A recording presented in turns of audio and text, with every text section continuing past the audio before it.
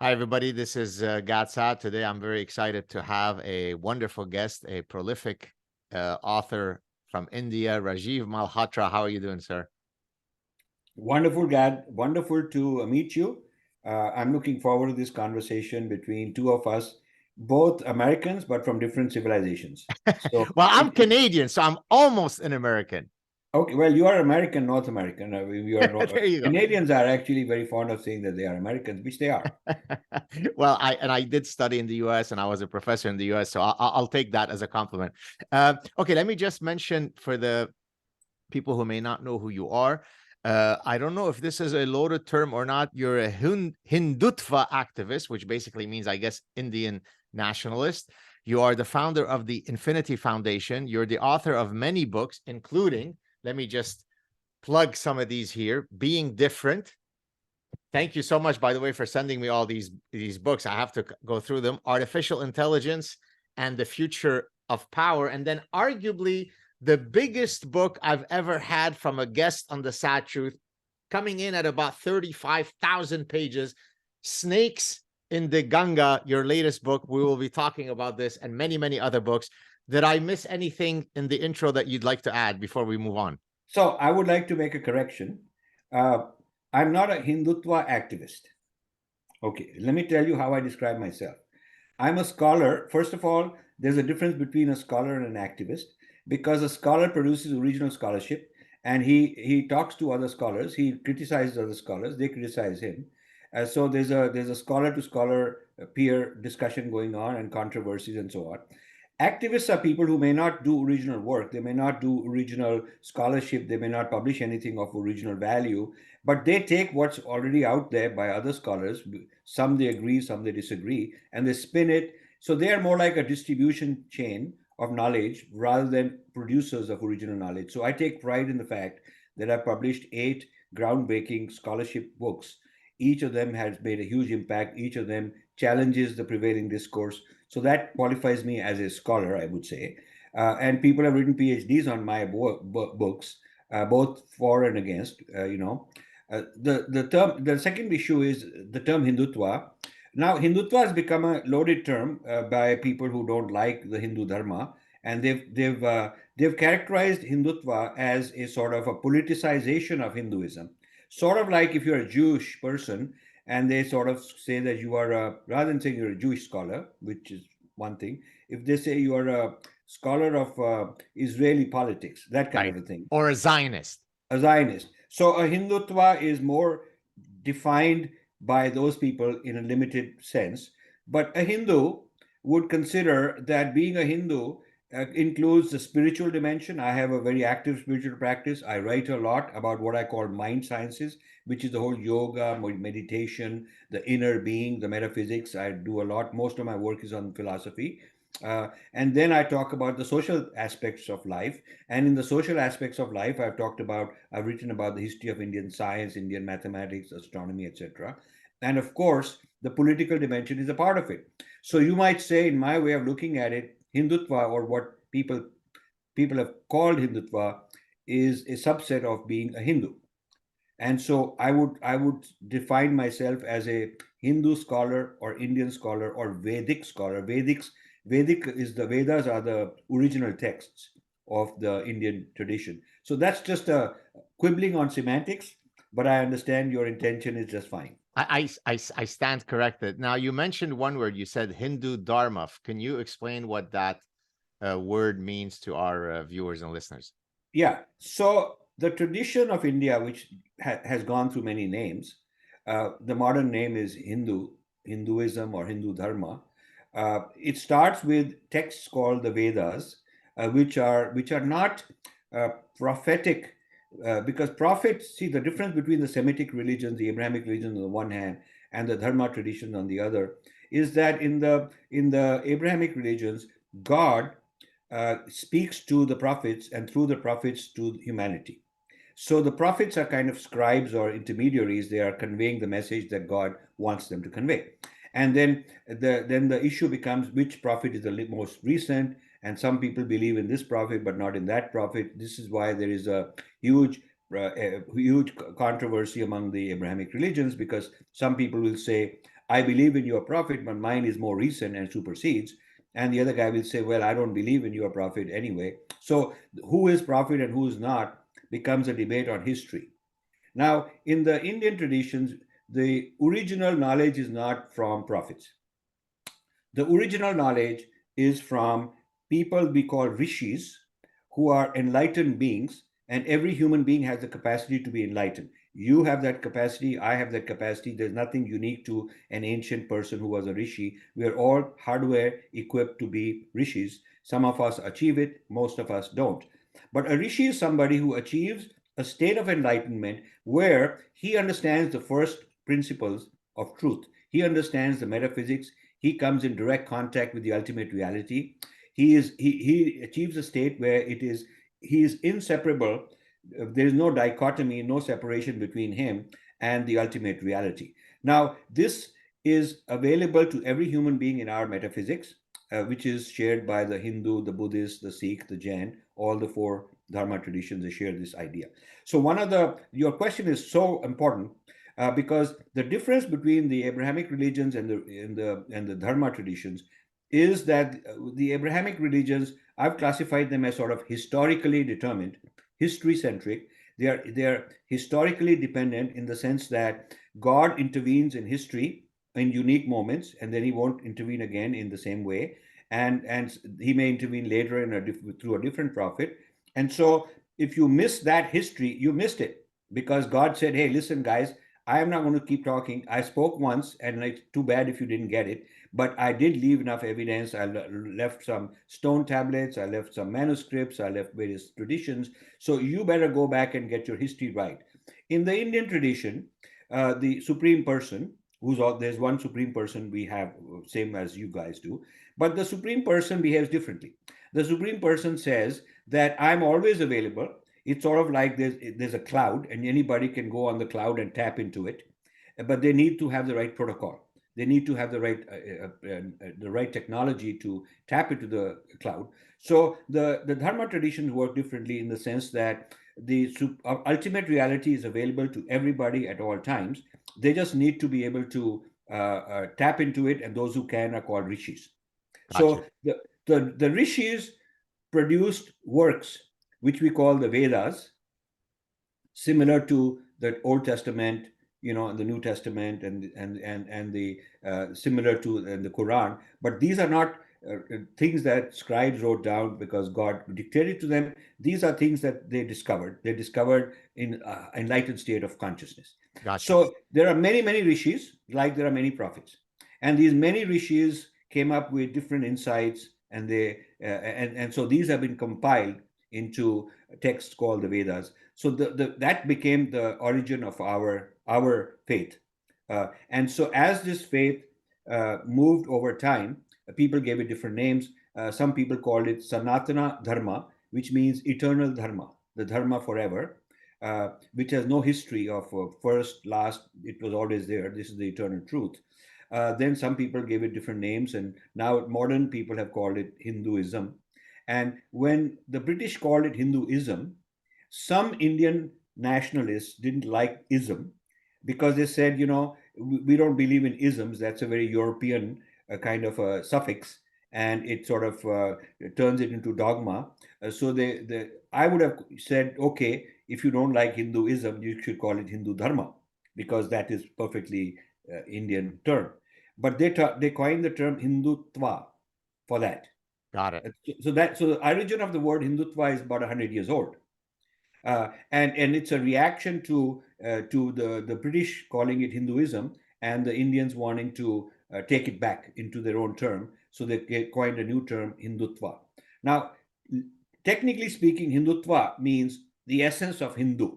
It means Hindu essence, hyphenated Hindu hyphen essence. So they're right. They coined a term called Hindu essence, but you don't actually need a new term at all because just calling it Hindu Dharma suffices. So that's sort of a little bit about the semantics and the history of all this. Got you. Okay, thanks, Rajiv. So I guess my next point, because you mentioned Abrahamic faiths, as I think you probably know, we're Lebanese Jews, and I've always felt a strong affinity with India in general. In several ways, it has manifested itself. For example, when I was a graduate student, most of my close friends were Indian, Abhilash Dave and Anil Kaul and his wife Sudeshna and Rahul Guha. And I'm sorry if I don't mention all the friends that I had. Last year, forgive me for being immodest, I received a personal letter from Prime Minister Narendra Modi thanking me for my work and so on. So I've always felt this affinity with India. Now I think I place it, and you'll tell me if you think that this is a viable explanation. I think that both cultures have this unquenchable love for knowledge, right? So, for example, in the Jewish faith, I've told the story before, but you may have not heard it. So please let me just briefly mention it to you. After I finished my MBA, I had done an undergraduate in mathematics and computer science, and then I had done an MBA. And I was thinking then to go on straight for my PhD. One of my brothers was looking to try to entice me to work with him for a few years in Southern California before I would go back and do my PhD. When my mother found out of that possibility that he was trying to get me to maybe, put a pause in my education and work with him, she took me to the side one day in their house, and she said, "You realize that, if you leave now school, basically you'll be viewed as someone who's dropped out of school." Now, I already had a bachelor's degree and an MBA, but it would bring shame to the family if I didn't go on. So that gives you kind of the standard of excellence that is expected. And I think Indians are very similar to that. Do you see that connection? Have you thought about that connection? Yeah. I mean, that's a common, appreciation. The Indians have a quest for knowledge, rather than a sort of, and this quest for knowledge also makes Indians argumentative, because those who are searching for knowledge are arguing, and they're always quibbling and arguing with each other, and nothing is ever final or perfect. I mean, they're just going on. So that is the essence of being a scientist. Even you're scientifically trained, as I am, and so Indians make very natural scientists. It also is very compatible with democracy, because you always want to not just obey, but you want to also think for yourself. So these qualities are common. And there's another quality also, and I'm one of the co-founders of the Hindu-Jewish Coalition here in New Jersey. Oh, nice. Yeah, we have two Jewish people and two Hindus, and we created this Hindu-Jewish coalition, and now it's spread quite a bit. The what's common is also in the social political dimension, in domain, that neither of us convert. We are not evangelical going around and expansionist. So there's no history of conquest. We Yes. didn't we didn't claim greatness. I was made chairman of the Asian Education Commission by the state of New Jersey many decades ago. Uh, and so when we started uh, documenting the history of Asia and Asian influence, one of the Europeans who was sitting in the commission said, but where are the conquerors? Where were the armies? So he was thinking about, unless it's a, Roman army or some army here and there, you don't have a civilization because you never really spread it. How could you spread it if you didn't conquer? So I said, India conquered China and Japan without any army, without any soldiers. They came to get the knowledge. The Chinese emperors for over 1,000 years would send their brightest students to India, as would the Japanese, as would the Mongolians, as would the Tibetans, as would the Cambodians, Vietnamese, all of these guys, to get knowledge the way people go to Harvard and Ivy Leagues thinking that they're getting great knowledge there. So the spread of Indian civilization was peaceful. It was not pushed on others, but pulled in by them. They were the receiving side wanted to pull it. So I think that's also common between the Jewish and the Hindu faiths, in that they have not wanted to go and aggressively expand themselves, certainly not militarily, and certainly not with trying to impose their laws on other people and collect taxes and build an empire. I mean, it's never happened. Even when the Hindu kings were very rich compared to the other countries, they never took on an ambition to go out and conquer other people, even when they could have. Even when India was very rich, it preferred to trade in knowledge and knowledge and technology and science and trade and all that, but did not turn that into an enterprise of conquest. I think that's something very important with the Jewish people. Yeah, there is an ancient Jewish community in India. Are South they India, yes. are they still around? And can you tell Yes. us anything about them? So, one of the oldest, and they claim they are the oldest surviving, that continuous, never been destroyed, is actually in India. And this happened when the Jews were persecuted. They went in different directions and they got different kinds of reception. But in India, the local Hindu kings received them and gave them land. And they have a synagogue, which is one of the oldest, it's still functioning. If you go to Kerala, one of the places in the south, states in the south, a place to see is that synagogue. And you should get the people there to give you a talk on the history of that. It's quite remarkable. Are the Indian Jews phenotypically, if I look at them today, do they look as though they're Semitic, from the Mizrahi Jews, or do they look, whatever? They look different. They look different from other South Indians, Okay, but I think they're pigmatized because they've lived in the South, which is very warm climate. Very North Indians compared to the South Indians have little different pigments because of climate. It's the sure. same people, same ethnic groups, but they're pigmatized differently. So I would say that you can tell the features are different, but they have become Indianized over the generations. Got you. Uh, okay, so next, what I wanted to talk about are there elements in Hinduism? So, as an evolutionary psychologist, I'm interested both in human universals, things that make the Bolivian consumer and the Nigerian consumer and the Canadian consumer similar because they share a common biological heritage. But I'm also interested in studying the evolutionary roots of cross-cultural differences. Why is Indian cuisine spicier than Swedish cuisine? So we look both at human universals and cross-cultural differences. Are there elements, going back to our original conversation of Hinduism versus the Abrahamic faiths, are there elements in Hinduism that you would consider universalist? I could find it in any tradition, Yeah. faith tradition. And are there unique elements of Hinduism that I couldn't find anywhere else? Yes, absolutely. In fact, one of the books I wrote is called Sanskrit Non-Translatables. And that book basically says that there are words in Sanskrit that capture experiences that are not found in other traditions, and hence there is no English equivalent or Chinese or Hebrew equivalent of those. You can find approximations, and I grant that every culture has the non-translatables. There must be Hebrew non-translatables, there Sure. must be Chinese non-translatables. So the Sanskrit non-translatables capture a whole lot of this, what is unique about the Hindu tradition, because there are words that don't have an equivalent. The basic difference starts. You're an evolutionary psychologist, so let me talk about the human mind, the Sure. consciousness. The Vedic idea, which permeates Hinduism, Buddhism, Jainism for sure, is that there is one consciousness that exists, and we are a manifestation of that consciousness. Now, the difference being that in the Abrahamic traditions, God stays outside the universe. God is in one bucket, and then there is the physical cosmos in another bucket. And God's interaction with the cosmos is the subject of a lot of theology, and he interacts through prophets. In Christianity, he also comes in as his son. He takes form, but in Islam, he doesn't, because Muhammad is not a form of God. It's clearly mentioned, and the Judaism also he doesn't. So, but in Hinduism, not only does he manifest as Jesus, but it does it over and over again, okay?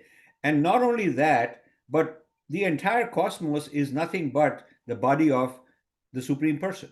So the matter, the philosophical debates in India are that there's a potter who's making something out of clay, and he can shape clay in different ways and make different things out of it. The question comes, where does the clay come from? Where did the clay come from? And it's not ex nihilo as in the Abrahamic tradition that it came out of nothing. In the Vedic traditions, it is the Supreme Person's own and infinitesimal portion of the Supreme Person becomes the clay of which the whole cosmos is made. So so everything is sacred. That is why we are accused of idolatry, because we find sacredness in everything. We can look at any object. even the things that I don't like, even the virus, the COVID virus, and even the bacteria, and even my enemy, even the dangerous things, even the poison, they are not. There is no such thing as a devil, and everything that exists, living, non-living, whatever, is nothing but a manifestation, a form of the one supreme person. So the one consciousness has taken this form as matter and then entered this matter to move it forward in evolution and then enter it again to move it forward further. So the evolutionary jumps are what the tradition calls involution, which means consciousness gets entangled in matter, which is nothing but consciousness already. So let's just say the big C consciousness becomes a small c little matter, and let's say then C2 is the big consciousness gets into the C1 and makes it into C2, and then the big consciousness gets into C2 and makes it into C3. So it's a series, an infinite series of evolutions, each of them brought by the involution of the supreme being into his own manifestation. Got it. So it is not a dualistic system. We have a big debate between dualism and the unified idea. The dualism camp says that there is God and then there is matter, and then they have to face the issue from the opposing camp. How did this matter come? Where did it come from? What is its origin and all that? Whereas the non-dualists say that there is no such thing as separate matter. That also is a form of the divine, but divine has voluntarily taken the form to look like matter, to behave like matter, to behave like it's just material, it's dense, non-living entities that follow some algorithms and laws of nature, and that is the world of causation. So you have in Indian metaphysics, there's a world of causation, which as a scientist you will understand. The world of causation is what we are discovering in physics. All the causation laws that we know in physics are part of this world of causation, and we keep discovering new kinds of physics, new kinds of causation. And then there is a world of consciousness beyond causation. So every one of us has the capacity, whether we achieve it or not is a different matter, to untangle ourselves from this world of causation. And that is what the ultimate aim of meditation is. It's not just relaxation, it's not just to improve your cardiac functions, all those are side effects, but the real function of meditation and all the spiritual practices is to restore and recover our state of consciousness which is beyond causation. So when Buddha achieves nirvana, and when a Hindu rishi achieves moksha, which is somewhat similar, and the same experience is in all the Dharma traditions, they are describing a state of beyond causation. So they are not affected by, your body will die, you will fall ill, but it's not you. The self is higher than all of this, because the real self is beyond this causation. However, Rajiv is a kind of a belief that I am this body, the self entangled, the real self entangled in this physical body, thinking it has identifying itself as being limited by this body, having the goals and agendas of fulfilling the desires of this body. That entity, which is not really the real self, but that entity is what Rajiv is. So Rajiv's spiritual quest is to discover and experience the real self, and be able to watch Rajiv function the way you're sitting in a car and you're not the car, but the car is driving around. And so the body is, and Rajiv included, is like a vehicle, is a vehicle for the spiritual being to move around. But the spiritual being is separate from this vehicle. This, I think, is the quintessential Hindu teaching, and it's very different from the idea that we are original sinners. Because when I have a discussion with Christians, often they start by saying, "Have you been saved?" And I start by saying, "I was never condemned to begin with." and you seem like a nice guy. I don't think you were condemned. I don't think you've done anything wrong. So why would you be condemned? And Right. then the discussion in a direction they're not used to, because they're used to somebody saying, "Oh yeah, I've been saved," and they'll say, "No, no, no, your saving is not real. It's not authentic. Mine is more real." And then you get into who has the right history. But I avoid that whole controversy by saying I've never been condemned anyway. I don't need to be saved. So the depth of this position is that we are originally divine. We are not original sinners from a condition from where we need to be saved. We are originally divine. Every creature, even the little ant, even the bacteria, are all originally divine. And one divine, one that have taken forms in different bodies and started behaving like separate, independent living creatures, restricted in those bodies and restricted by the laws of causation. But that's illusionary and that's temporary. The ultimate absolute nature of all these entities is that they're originally divine. So this, I I think, is quite a remarkable conclusion.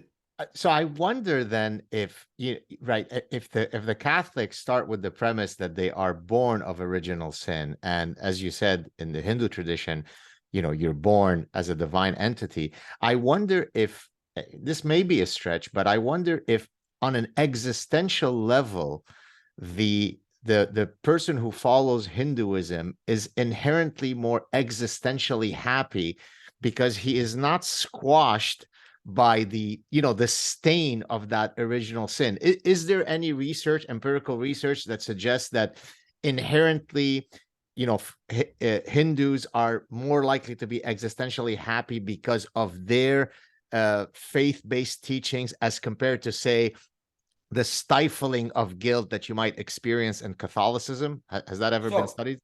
no, I think this is a very interesting question. There's two differences. One is the idea that my ultimate reality of who I am is not only untainted, but nothing wrong can happen. This body, they can throw me in jail, they can burn me, they can, kill me. Maybe I'm poor, but whatever it is, these are clothes I'm wearing. These are clothes I'm wearing, and the clothes are dirty, and maybe they're ill, and they have all these problems. But that's not who I really am. I'm being told to constantly remind that I'm someone else. The second part is the law of karma and reincarnation, which Right. says this life is not the first one, not the last one. So it also gives you a sense of, hey, I am dealing with the results of causation. I did some actions, and the cause effect is that now I'm facing certain predicaments, and now I have choices, which will be the next line of actions. So I am here because of my circumstances which I created due to past actions, and what I act, the choices I make now are the fresh actions for which I will have repercussions in the future. That's how causation works. The difference between causation in physics and causation in the Hindu metaphysics is that the Hindu causation goes beyond a lifespan. It says that there is from cause, between cause and effect, there is an imprint. Cause produces an imprint, like a cloud. On the cloud there's an imprint, and then that imprint affects the consequences, like quantum, in a quantum sense. So all the karma I do produce imprints that may or may not manifest in this life. They may manifest in a future life.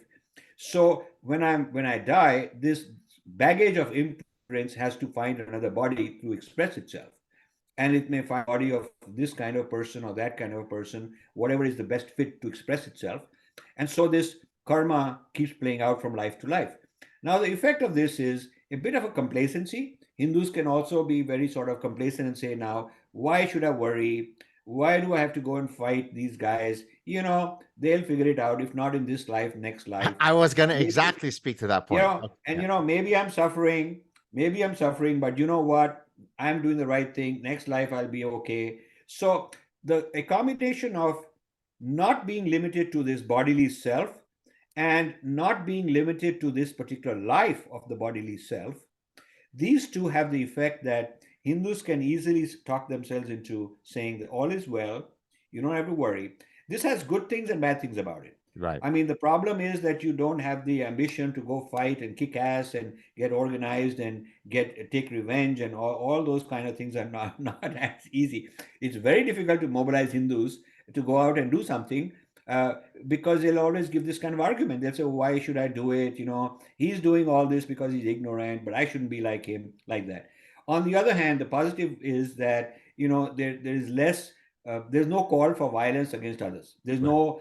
There's no concept of an infidel. Now, of course, Hindus are violent like all other people, but that's not because Hinduism is making them violent. Right. They, being human beings and having the same kind of ego limitations and problems, they have these tendencies too, like other people. But as far as the Dharma is concerned, there is no compulsion in the Dharma, no injunction that says go out after those infidels and kill them or do this or do that to them. That does not exist.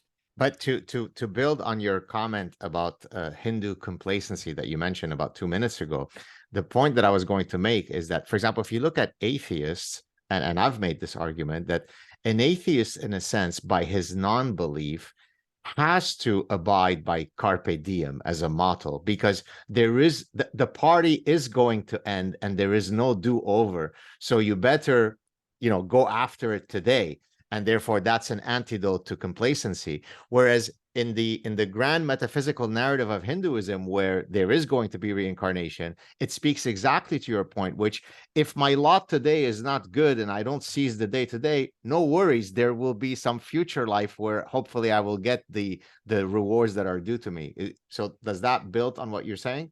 Yes, it does. I would take it a step further. I think you're on something important. I would say that the effect of this on, let's say, environmental policy is different. Yeah. Because a Hindu says that, I'm going to come back and I'm going to be born in this world. I better not have messed it up. I better not have messed it up. I mean, it's whereas an atheist would say, I better not mess up the environment because the fish will die. It's bad for the fishing industry. So it's more of a material, pragmatic, egotistical reason for not messing up the environment. The environment is matter meant for human pleasure, according to that view. And so I don't want to destroy my material possessions. That, like, I don't want to destroy my clothes and I don't want to destroy my house. Similarly, if I extrapolate all of society, the environment is our house, we should not destroy it.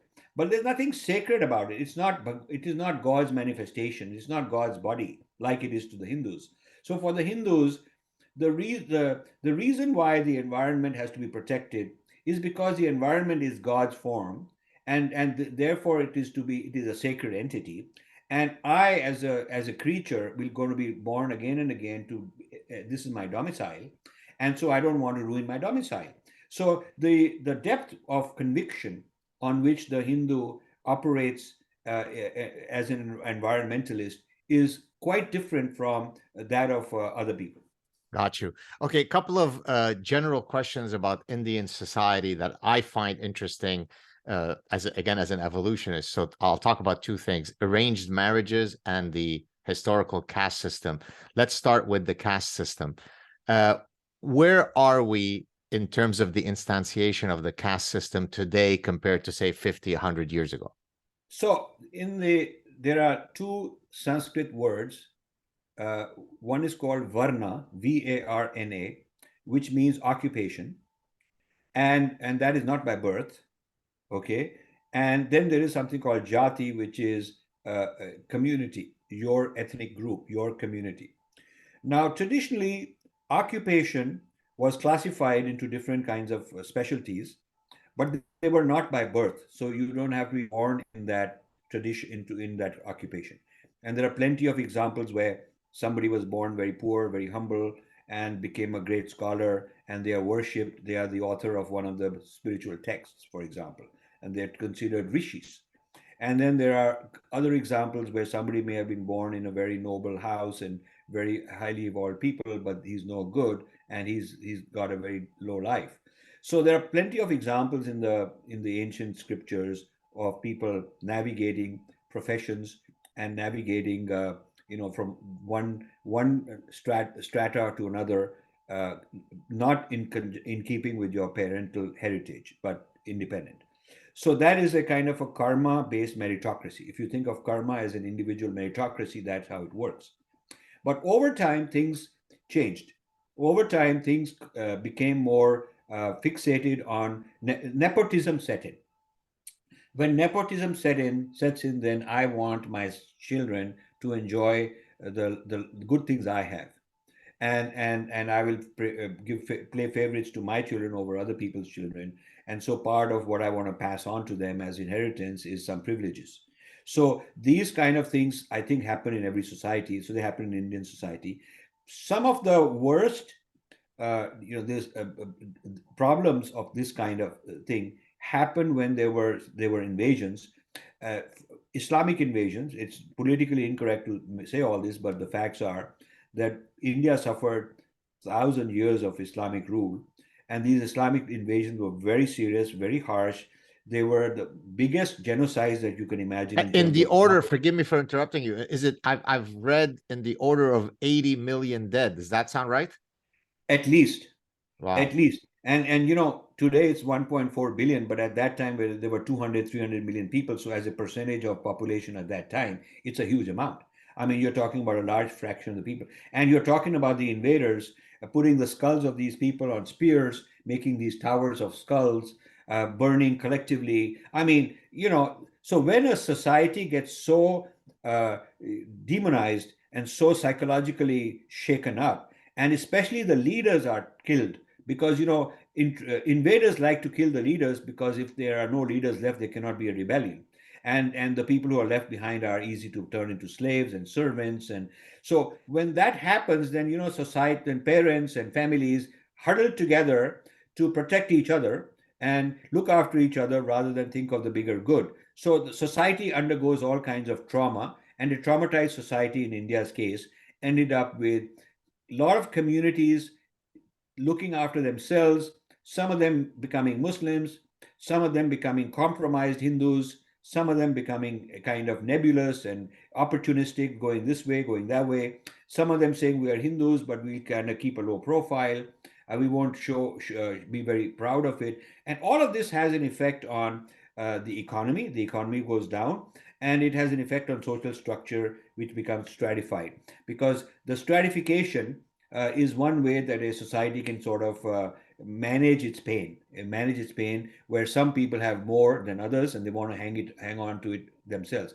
So this stratification historically coincides with these foreign invasions. And then the British come, and they are the ones who introduce the term caste. Actually, the Portuguese caste is not an Indian term. Caste is a Portuguese term. Casta is the Portuguese term. So the Portuguese started describing Indian society in terms of castas, the different castas here and there. But even at that time, when they describe castas, these castas are flexible in the sense sometimes a community is doing very well, then they're not doing well because their trade or profession goes down, and some other community their profession goes up and they move up. Sort of like if you do asset allocation, the tech industry may no longer be a good caste in America. I mean, maybe the tech industry is laying off people, Google is laying off people. So if you think of the IT caste, they're not as well off as a year or two ago. And maybe some other community of professions are moving up. So in that way, with the economy shifting, the different communities professionally have also moved up and down. However, the formalization of caste as a rigid hierarchy with legal consequences happens during the British rule. It happens in the 1800s, 1871. There is a man called Lord Risley, and he is sent from Britain to kind of build a social map of India. And he decides that he's going to create a hierarchy of races, or sort of thing in India. And he interviews a lot of people, and he comes up with his idea of what would be a social map of Indian society. And he defines castes as a hierarchy, and he lists there are over 1,000 castes in his census, and he lists the potters are this, and the people who are scavengers are this, the teachers are that. So he comes up with names for all these different communities, and he fixes what their hierarchy is. And he writes, it's very interesting. He and his census people, he's got a large army of British people who are doing the census, going around the country and counting people. The census people write in their notes that many of these caste leaders don't know where they belong in the hierarchy, and we have to educate them. So obviously there is social engineering going on. And then they also say many of these people who are lower caste don't think they are lower caste. They don't think they're lower caste. We have to tell them that they're lower caste. So this business of who is low and who is high is under this kind of pressure and under this kind of influence. If your community didn't get counted, you would not get social services. I mean, if you want basic services that the government provides, and the government at that time is a British government, then you have to be counted, you have to be included, you cannot be left out.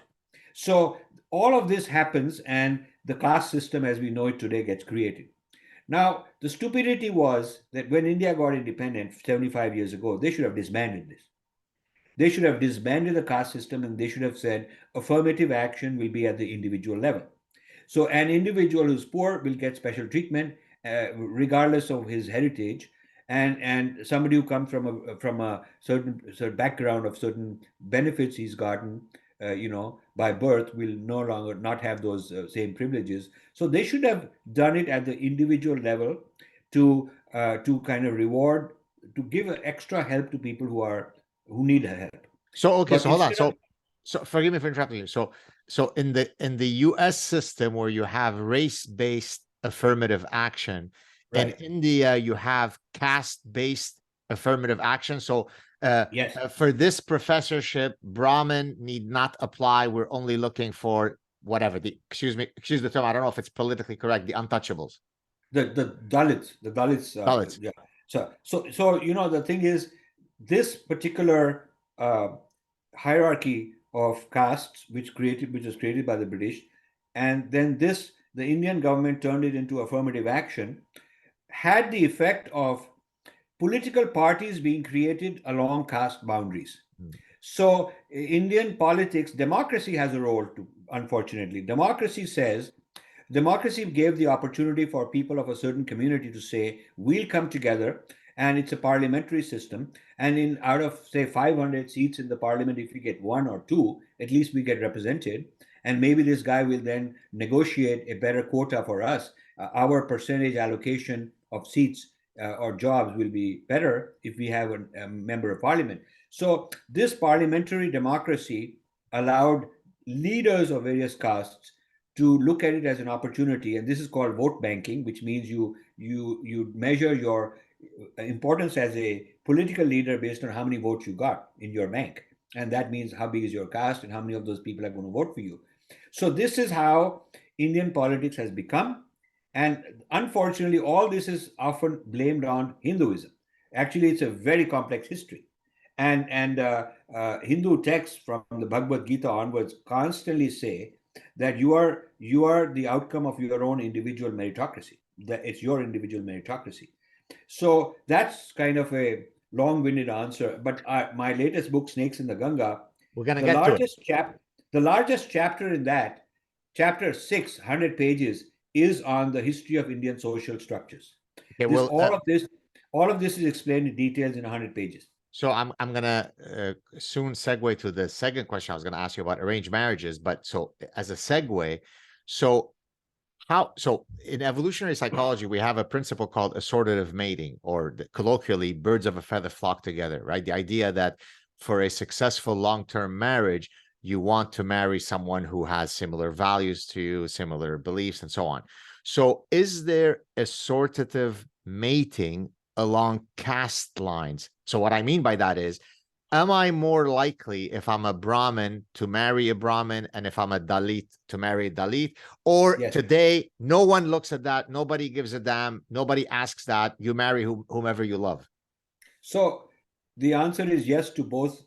Depends on the segment of society, depends on mobility. So, I would correlate this not with religion, because Indian Christians have a caste system within Christianity, Mm. and Indian Muslims have a caste system within Islam. They feel that a lot of people say that caste is a Hindu thing, but actually it's not just Hindus. All the religions have their caste system. Sikhs have a caste system. They're not supposed to, but they actually in practice do. The Jat, who are the peasants, have marry internally, and the people who are called Khatris, who are Sikhs, they don't marry the Jats. So these caste systems exist within all the religions. However, the variable the variable is not one religion versus another. The variable is mobility. So you will find that very well-to-do people, mobile people who may be born here, they're living there, their kids are in college over there, they're moving around, they're marrying across all these boundaries. And by the way, the traditional boundaries have not been just caste, but also language. So it is only recently that you'll find somebody who's Tamil speaking and somebody who's Punjabi speaking like me getting married. But in the previous generations, people were localized; they were not so mobile. So you're born in a certain region and you speak a certain language, you belong to a certain community, you're more likely to get married in that community. Whereas today, what has happened is you may be born in Delhi and you're living in Chennai or in Bangalore, or you may be born in Mumbai and you're living in Calcutta, and you just marry some local person who may be from a different language and a different, caste in the traditional sense. So the breakdown of castes and the breakdown of caste marriages is sort of happening simultaneously with the rise of education, standard of living, and mobility. These things go together. The more educated people are more mobile. They will get a job, they'll look online and they'll get a job which may be 1,000 miles away. And then when they go there, I mean, they're not going to be limited to the traditional community that they came from. And you see, also modernity has the uh, automatically makes it difficult for a person who's very orthodox to sort of live within their caste, boundaries. The pizza delivery man who comes and delivers pizza, you don't know what is his caste and whether you should take food from him or not. I mean, you don't know that. He delivers you food and you eat it, and you don't know in what kind of kitchen it was made. So even if you believe in something very pure, like similar to the issue of the Jews have this a similar idea, kosher idea. So the kosher idea is a similar kind of an idea in the Hindu tradition, but it's very difficult to know the factory where my glasses were made, who made them, or any other product that I consume. So as a practical matter, uh, these sort of differentiators are going away. Well, in Judaism, by the way, you have the Kohanim, you have the Levi, and you have the Israelites. So, in a sense, there is a similar quote caste system where even during a religious service, uh, you only stand up, for example, and do XYZ if you are a Kohanim. So, to your point that all people of all faiths have a system of hierarchy, I can certainly vouch for the fact that in Judaism you have something similar. Let's move on to arranged marriages. What percentage, I mean, I know you may not have the exact number, but just generally speaking in the zeitgeist, what percentages of marriages today happen through arranged marriages versus good old fashioned, I fall in love with my coworker? So I would say that the more educated and modern being a kind of a strange term, but let's say modern, westernized people in big cities, people in the modern economy are moving around. They're more likely to meet somebody in their workplace, and generally they're not living. It has to do with whether you're living with your parents at home, which was a traditional way, multi-generational families. Yeah. So now people want to get out and live on their own, and when they have a job and they're financially sufficient, able to do so. So they're living on their own, and they're going to go to their gatherings wherever young people are. So if you go to the metro culture, there's a huge bar culture. All these kind of things have come in a big way. There is sports culture. There's people who work out. There's people who are part of different communities, spiritual communities, a lot of spiritual communities where young people meet. So there are spaces now where young people meet. And also online. There are all sorts of online dating services in India, all kind of things from serious matrimonial to just meeting people. And so the old system where your grandmom or somebody will know some neighbor and they'll find somebody and they'll arrange you, fix you up, and all that is less and less the case. So is Now it the is it now a the dichotomy of urban versus rural? If I'm urban, I'm much less likely to be arranged marriage. If I am rural, I'm much more likely to be, all other things considered. See, so I'll tell you from my experience. There's a young woman who my mother raised. My mother died last year at the age of 95. I'm sorry. Quite a remarkable person, and so she funded a girls' school in the neighborhood for the daughters of poor people. They come from villages. They work as domestic servants and drivers and so on, and so their kids need an education. And she was especially concerned about girls' education, so she would fund this and run these kind of things schools. And so she adopted the driver's daughter, who's now 21 or 2, was like 1 or 2 years old when she moved into the house and my mother raised her. I remember I would go there and she would be tutoring her math and scolding her, making sure she gets good grades. And she just wanted to make sure that this generation doesn't grow up like the parents, and this should be properly educated. So in her will, she left a lot of responsibility for me to look after these people, and I am. And so one of the good things was when this person graduated, from her, and she wanted to go to fashion school, and completely difficult, completely atypical of a person from a very poor village whose father is a driver and mother is a housemaid, and she wants to go for fashion design, and she wants to be a fashion designer. So so my mother said, as long as you're getting good grades and you get into the right college, we pay all the tuition. So I did all that. Okay, so she's graduated now. Now there is a family issue. Her parents, every time I say, what's her marriage plan? Because one of the things my mother also left as my responsibility is to make sure she's settled, she gets a very good wedding, and you have to be there for them, and that their home in the village is paid off, and they have all that stuff, which I will do because I really believe in this. Now, the interesting thing is when I sit down and talk to the driver, who's still the driver, my mother's not there, but he kind of just lives in the house. So he says that his daughter is not obeying him because the guy he found in the village, she doesn't want to marry him. Okay, and she says, I don't want to marry somebody I don't know. And she's into this. She's a modern girl. I mean, she's a fashion designer, and she's working in a boutique, and she's a fashion designer. She's a very smart person. So this is an intergenerational thing. It is not caste thing. It is not. It's just basically she's more mobile.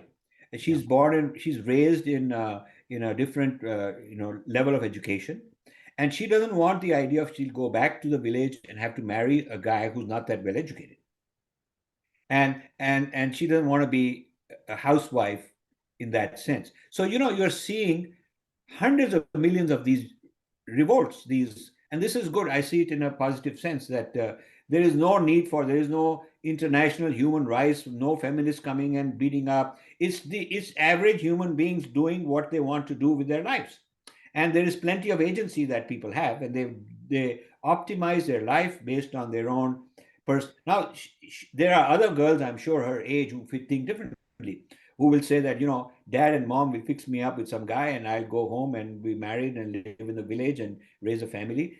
And that's fine too.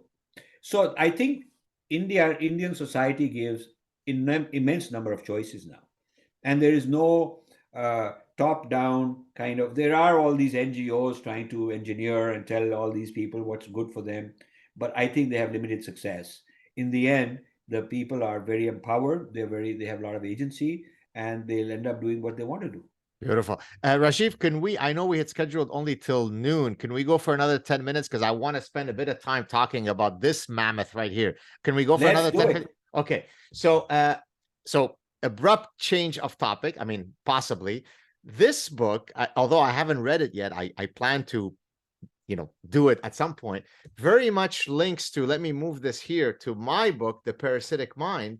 And let me mention how I think they're related, and then I'll cede the floor to you. So in The Parasitic Mind, I'm basically arguing that human minds can be parasitized by what I call idea pathogens, and that these idea pathogens originally were spawned on university campuses by intellectuals and professors, and now these dreadful ideas, these parasitic ideas, have escaped from the lab, so to speak, and they are parasitizing every nook and cranny of society.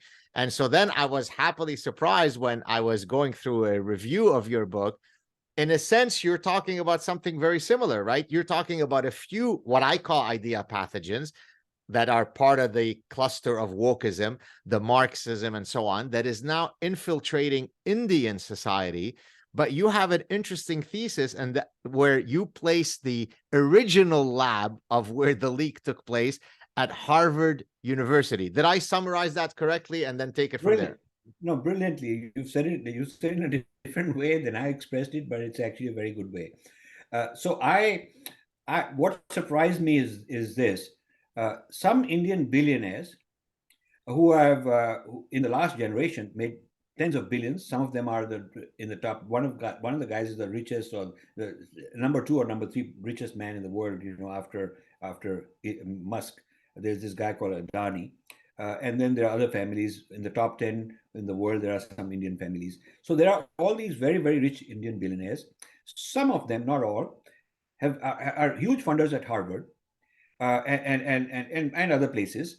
And the kind of funding, the kind of content being produced is actually anti-capitalism. It's Marxism. It's wokeism. And you wonder, why would capitalists who made their money in the free market system be funding their very demise of that system? And the same question could be asked of Jeff Bezos, or Mark Zuckerberg, or Bill Gates, and so on. So is it a I form, have before this. you go on, is it a form of the old Catholic principle of indulgences, right? I made tons of money, but now I need to signal that I'm a man of the people, down with the bourgeoisie, and that's what I'm doing. Is that what is effectively driving them? Some of it is like that. Some of it is like that. Some of it uh, uh, basically.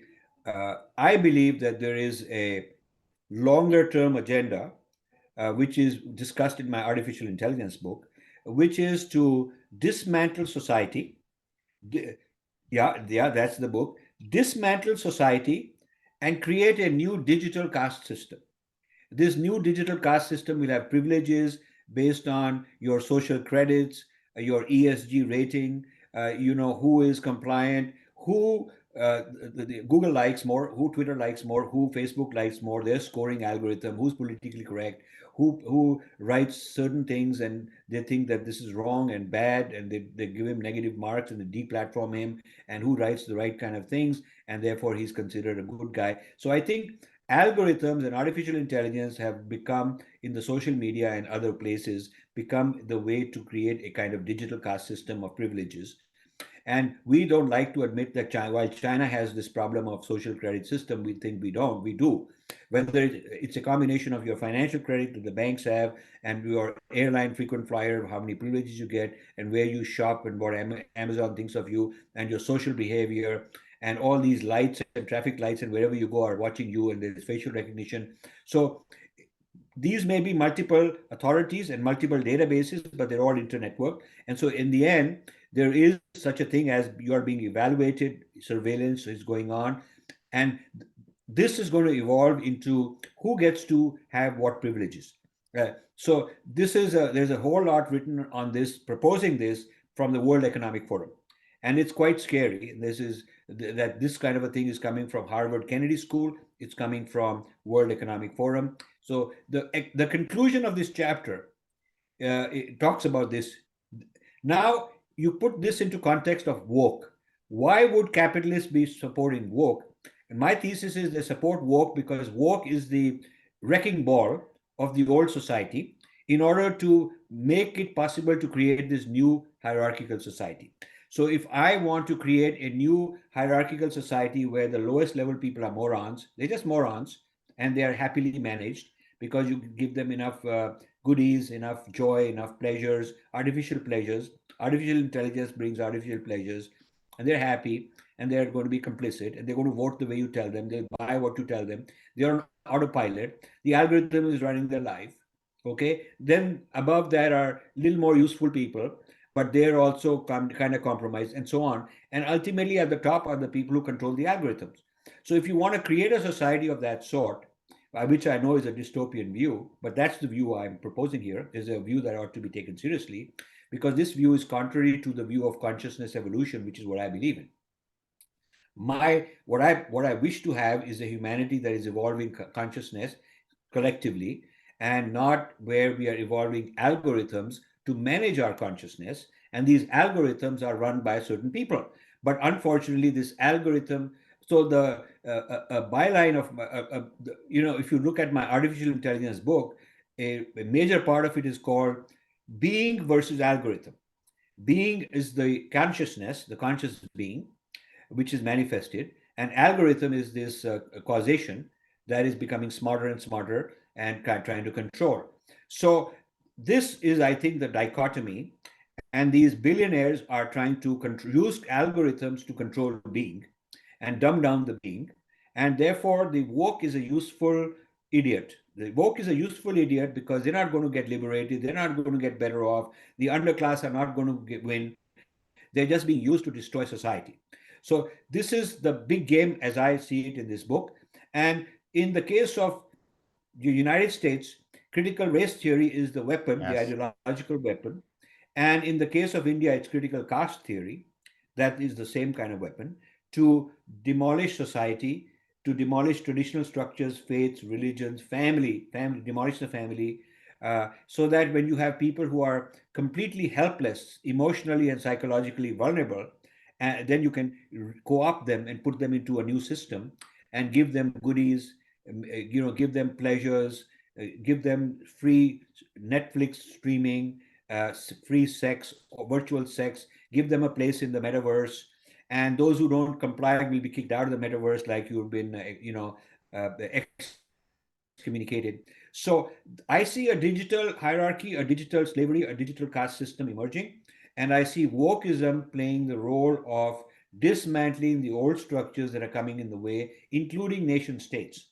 So that's sort of the overall thesis in this book. So in my book, in the Parasitic Mind, once I describe each of these parasitic ideas or idea pathogens, then as any good physician would do, I offer a solution. I offer a cure. So if you don't mind me saying, a mental vaccine, so to speak.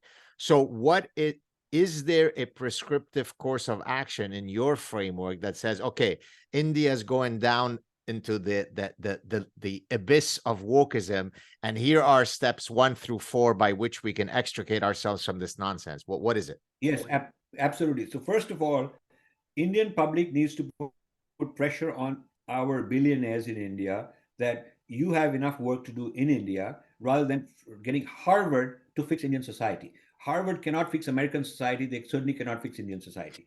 Rather than Harvard coming up with policies and training an army of activists who will come to India and do all whatever they want to be done, that is the wrong strategy. Do not take it overseas. You have enough talent, enough knowledgeable people, enough good people in India. Fund this money in India itself. That's a call to action, which I think will work because there's going to be public pressure on these people. These people in India enjoy like status of being like gods, and now people are going to ask questions like, if you are domestically you are so well regarded, why is it that your foreign philanthropy is so distorted?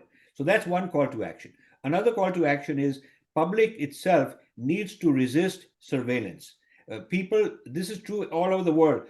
They're putting up these lights all over the place, these street lights, these new fancy street lights that have got sensors in them. So you are being watched all the time. Not only the traffic lights, but the normal street lights, cameras like this one.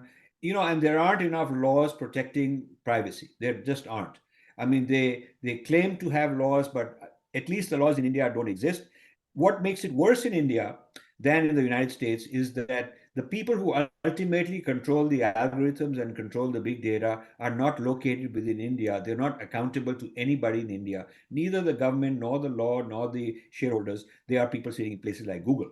So, at least in the United States, you have them sitting domestically, Yeah. and you could make laws. You could pressure, if people in your community, your town, could pressure the local municipality to ban cameras. They could say that any camera other than the one that you own yourself is not going to be allowed. I, as a citizen, when I walk around, I don't want to be under surveillance. You could, in theory, do that. You see, because you have local control. So I think that the remedies have to be multifaceted. We got to go to high leverage points like billionaires funding all this stuff and tell them hell no. And then we have to, as citizens, we have to wake up and educate our people that this wokeism is not going to help the blacks or the Dalits or the whoever it's supposed to help. It's not going to do that. It's just creating a new church, a new religion with its own hierarchy, with its own priesthood, and with its own dogma. And this business of cancel culture is so horrible because it's the most anti-liberal thing you can have. I mean, Okay. I keep getting canceled just because I say things like this. And I keep saying, I invite you to come and have a discussion with me. You can disagree with me. I invite you to come on video shows and let's have a physical dialogue discussion. You pick the time, the place, the forum. I'll be there, and let's have a meaningful, honest, mutually respectful discussion where we can disagree. But they don't want dissent. I mean, that to me is the ultimate anti-liberal. So this business of being progressive is a misnomer because these so-called progressives are very antithetical to the true liberal. So You're that's these speaking are my some of language. I mean, imagine being the outspoken professor that I am, inhabiting the ecosystem of the university every day. I'll tell you, it's not easy, Rajiv. so for the benefit of my viewers, because I'm going to put this up also. This has been a Sure, great conversation. For my viewers, I want you to tell a bit about yourself sure. because we introduced me, but introduce yourself a little bit. So I because you're a very important person, and I want my people to know that. Sure. I thank you for saying, thank you for asking me to do so.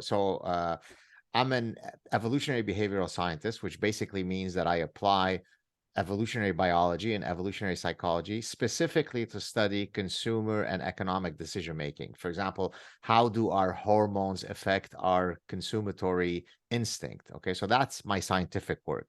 And but I also am someone who for many years now has noticed the departure from reason that we are seeing on university campuses. And given my personality, which is I'm irreverent to authority, I speak my mind, I'm a truth seeker, I'm combative, maybe because I'm from the Middle East, maybe because I'm called Saad. And so I've also weighed in quite heavily on issues that, of course, Rajiv also tackles, all of this woke stuff, those parasitic ideas. So that's really the two areas that I try to contribute in. Many years ago, I started a YouTube channel where I invite brilliant and interesting people like Rajiv to come and have conversations. I think I was one of the first ones to do so. Now everybody and their mother has a podcast, but when I first started, there weren't that many. And so, yeah, I just love, I mean, it just excites me. I mean, you talk about spirituality. For me, having a great conversation with a new friend is a form of spirituality. That's part of the Yes. beauty and joy and mystery of life. Yesterday, I didn't know Rajiv. Today, I consider him a friend. So that's who I am. I hope your listeners will subscribe to my channel. I No, have, fantastic. thank you. But tell me one thing. Where are you Sure. located? Where are you physically located? Yeah, so regrettably, I'm in Montreal. I say regrettably, not because Montreal is not a beautiful city, it is, but number one, I despise the cold weather. Number two, I despise the parasitic socialist taxation system. I don't think that the government should be taxing me at the rate this book right here of 50+%. It's my ideas, it's my words, it's my childhood in Lebanon. You don't get to keep 50+% of my personhood. And so I'm looking to eventually, hopefully, leave Canada. I'm thankful to Canada because if some of your viewers don't know, we're Lebanese Jews who escaped execution in Lebanon during the start of the Lebanese Civil War. So I'll be forever grateful to Canada for having given us a home and a chance to start. But I don't think you should be taking 50-60% of my income as a form of jizya. Let's put it this way from the Quranic term. But I do have That one. used to be that used to be 10%. That used to be 10%. Now it's gone up to almost 50. It's the Quran on steroids in Canada. Uh, Yeah, yeah, so yeah, I yeah. hope So I've you answered have your. a you have a very Quranic prime minister also. I mean, he's also. We I mean, do have a.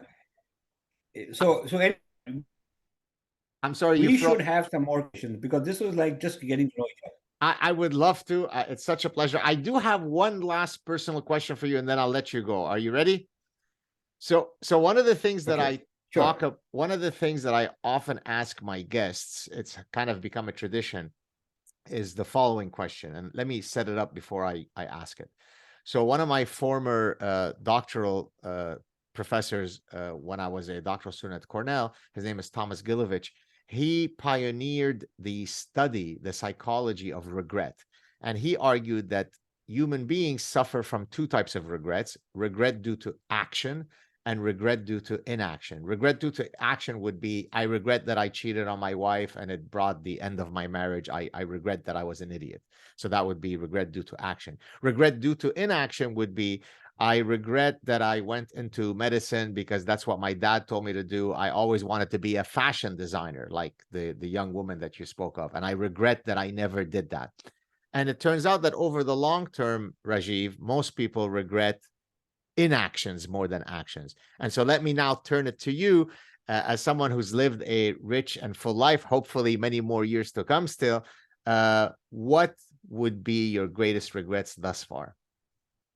So, my greatest regrets in the second half of my life, the first half was computer scientist, entrepreneur, businessman, living this fast life, making money and accumulating. And then before in my early 40s, I decided to go the other way, give that up, and go into this mode, which is without income, philanthropy, giving back, learning, and all that stuff. So, focusing on the second part, this phase of my life, uh, I wish I had not held back publishing.